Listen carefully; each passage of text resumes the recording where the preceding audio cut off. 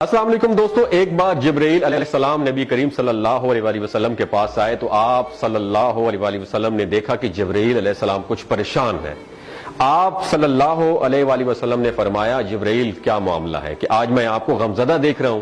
تو جبرائیل علیہ السلام نے عرض کی، اے محبوب، کل میں اللہ پاک کے حکم سے جہنم کا نظارہ کر کے آیا ہوں، اس کو دیکھنے سے مجھ پہ غم کے آثار نمودار ہو رہے ہیں۔ نبی کریم صلی اللہ علیہ وسلم نے فرمایا کہ جبرائیل مجھے بھی جہنم کے حالات بتاؤ۔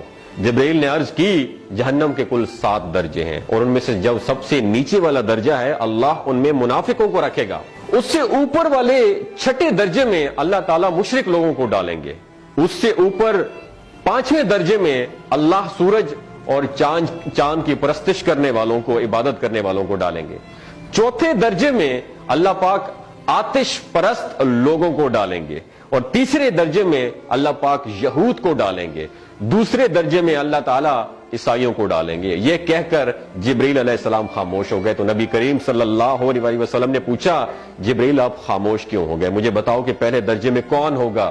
جبرائیل علیہ السلام نے عرض کیا کہ اے اللہ کے رسول، پہلے درجے میں اللہ پاک آپ کی امت کے گناہگاروں کو ڈالیں گے۔ جب نبی کریم صلی اللہ علیہ وسلم نے سنا کہ میری امت کو بھی جہنم میں ڈالا جائے گا تو آپ بے حد غمگین ہو گئے اور آپ نے اللہ کے حضور دعائیں کرنا شروع کر دی۔ 3 دن ایسے گزرے کہ اللہ کے محبوب مسجد میں نماز پڑھنے کے لیے تشریف لاتے، نماز پڑھ کر حجرے میں تشریف لے جاتے اور دروازہ بند کر کے اللہ کے حضور رو رو کر دعائیں فرماتے۔ صحابہ حیران تھے کہ نبی کریم صلی اللہ علیہ وآلہ وسلم پر یہ کیفیت کیسے طاری ہوئی ہے، مسجد سے حجرے جاتے ہیں، گھر بھی تشریف لے کر نہیں جا رہے۔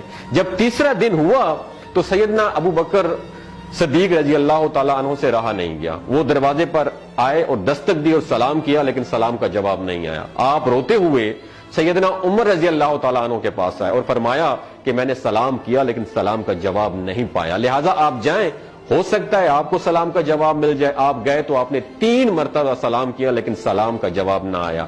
حضرت عمر رضی اللہ تعالیٰ عنہ نے سلمان فارسی کو بھیجا لیکن پھر بھی سلام کا جواب نہیں آیا۔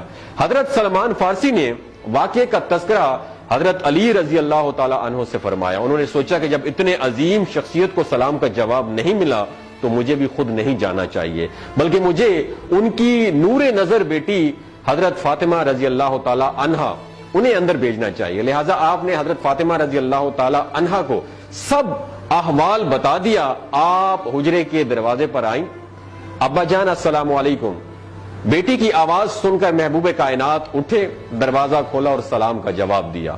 ابا جان، یہ آپ پر کیا کیفیت ہے کہ 3 دن سے آپ یہاں پہ تشریف فرما ہیں؟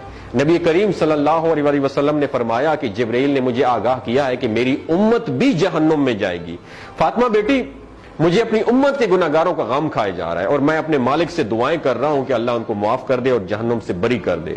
اور یہ کہہ کر پھر آپ سجدے میں چلے گئے، رونا شروع کر دیا، یا اللہ میری امت کے گناہگاروں پر رحم کر، ان کو جہنم سے آزاد کر کے اتنے میں حکم آ گیا، وَلَسَوْفَ يُعْطِيكَ رَبُّكَ فَتَرْضَىٰ، اے میرے محبوب غم نہ کر، میں تم کو اتنا عطا کروں گا کہ آپ راضی ہو جائیں گے۔